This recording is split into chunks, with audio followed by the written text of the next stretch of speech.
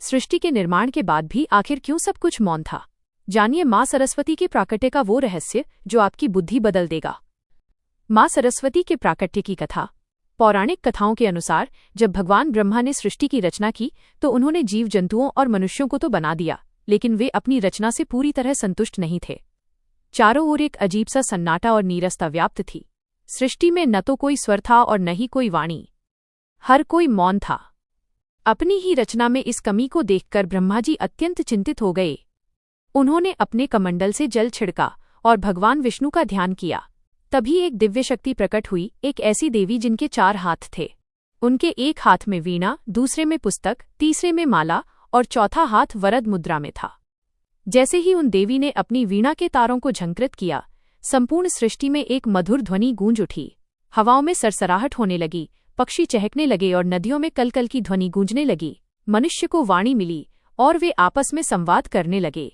बुद्धि और विवेक का संचार हुआ।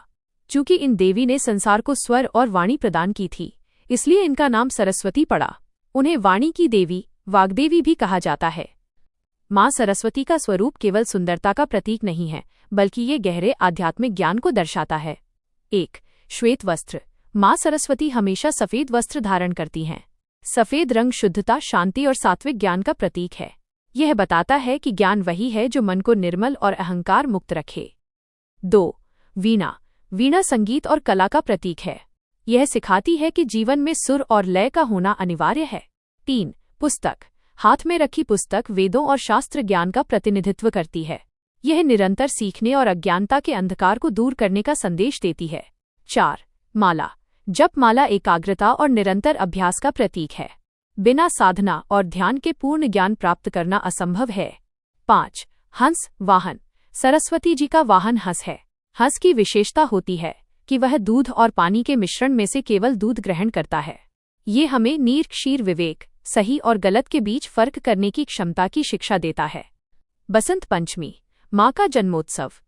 माघ मास की शुक्ल पक्ष की पंचमी तिथि को माँ सरस्वती का प्राकट्य दिवस माना जाता है, जिसे हम बसंत पंचमी के रूप में मनाते हैं। इस दिन पूरे भारत में पीले रंग का विशेष महत्व होता है। पीले फूल चढ़ाए जाते हैं और लोग पीले वस्त्र धारण करते हैं, क्योंकि पीला रंग ऊर्जा और ज्ञान के प्रकाश का प्रतीक माना जाता है। इस दिन छात्र अपनी पुस्तकों की पूजा करते हैं और कलाकार अपने वाद्य यंत्रों की। छोटे बच्चों को पहली बार अक्षर ज्ञान, अक्षरारंभ भी इसी शुभ दिन कराया जाता है। माँ सरस्वती का आशीर्वाद और महत्व। शास्त्रों में कहा गया है कि जहाँ लक्ष्मी धन का निवास चंचल होता है, वहीं सरस्वती ज्ञान एक ऐसा धन है जो बांटने से बढ़ता है और इसे कोई चुरा नहीं सकता। ज्ञान के बिना मनुष्य पशु समान माना गया है।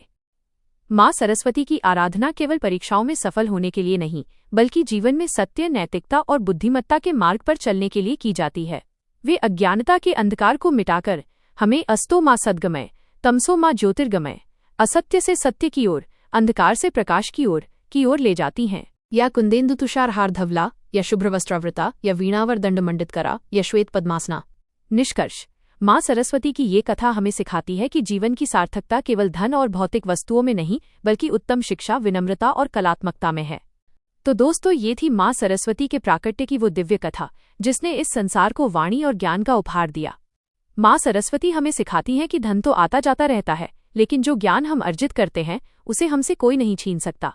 अगर आपको आज की ये कहानी अच्छी लगी हो तो वीडियो को लाइक जरूर करें। आज का सवाल, क्या आप जानते हैं कि माँ सरस्वती के हाथ में जो माला है उसमें कितने मन के बीड्स होते हैं? अपना जवाब नीचे कमेंट में जरूर लिखें। ऐसी ही और भी पौराणिक और प्रेरणादायक कहानियों के लिए हमारे चैनल को सब्सक्राइब करें और बेल आइकन दबाना न भूलें।